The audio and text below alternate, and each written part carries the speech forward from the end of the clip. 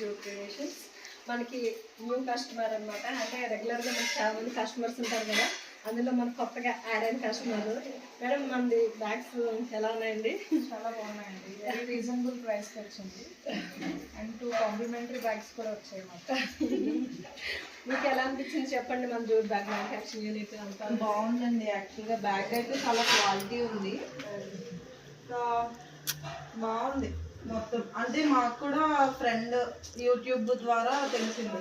Okay, కొంచెం రావడానికి ఇబ్బంది కానీ మీకు బాగుంది. అవునండి, అంటే ఎనీ టైం అవైలబుల్గా ఉంటానండి. నాది హోమ్ దగ్గరే గ్రౌండ్ ఫ్లోర్ యూనిట్ ఉంటుంది అనమాట అండి.